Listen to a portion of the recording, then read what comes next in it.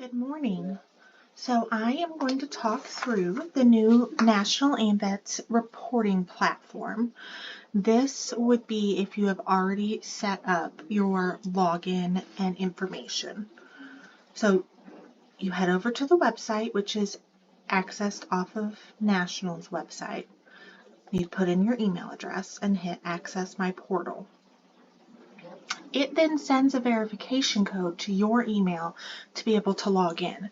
So this way you don't have to memorize a password, but you do have to use an email address when you set up your account that you have regular access to.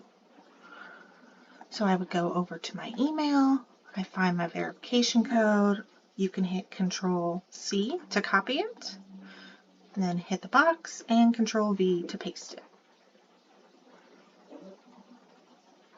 And it takes a minute.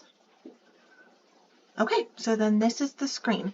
Now, I'm going to go through and put in a program for Post 66 that I received. When you set up your account, you will set it up just for your own post, so you will not have the same access options that I do. All right, so we go to New Programs Report. You scroll down and you put your entry date. So here is where you would find your post listed. In my case, I have access to all the department, so I have to choose. You would put your name and you would choose AMVETS. This is unless you are specifically reporting for riders. Okay, so then we go down to full description for the activity. So the first thing is you pick a main category. So this programs report is reporting a hospital visit and a bingo party at Lavelle Healthcare Center. So that would be under supporting veterans and families. You can see the larger categories. And then you go to find my program subcategory. The subcategories that appear are based off of the primary category that you chose. So this one would be sick and hospitalized veterans, right? The date of activity. So the one thing I want you to remember here is that whatever date the activity is, you can always just select the day that you're reporting. However, if you are going in, say on July 6th to report an event that happened in June, the two reporting periods run January to June 30th and then July 1st to December. So if you're trying to get reports in to make sure that you've reported in the first program reporting period, just make sure that the date of the activity reflects that. So in this instance, there's no date on the activity, but it does say it was in June of 2023. So I would just pick this, and you can see for the first semester, you cannot record a contribution prior to June 1st or past July 7th. So then I need to change this.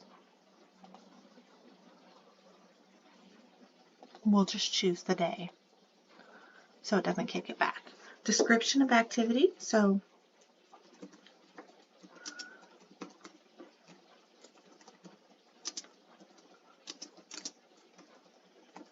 you would type in what exactly it was that you did. Number of volunteers. So there were 5 volunteers. Number of hours worked, 15.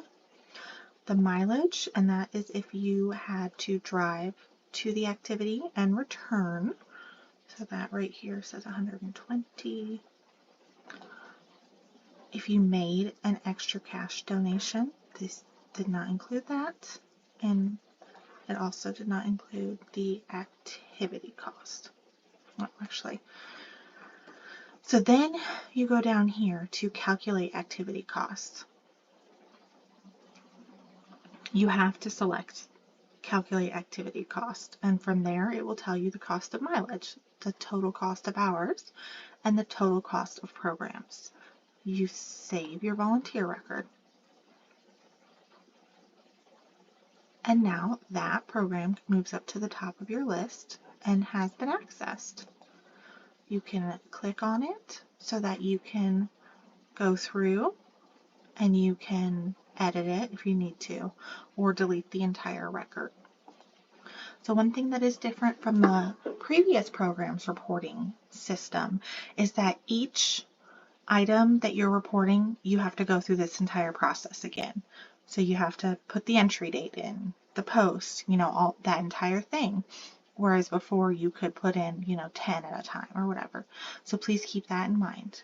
The program's categories are going to take a little bit of getting used to, but for the most part, I think that you can kind of guess how things are working out. I'm going to put together a category description so you can at least have a cheat sheet, a reference sheet to access this. All right, so it's pretty easy to do the programs reporting. Just a few additional steps from what we are used to. Everybody can report for their post, so you just have to go in and set up your account. Obviously, I have set up my account already, so I can't go through those steps.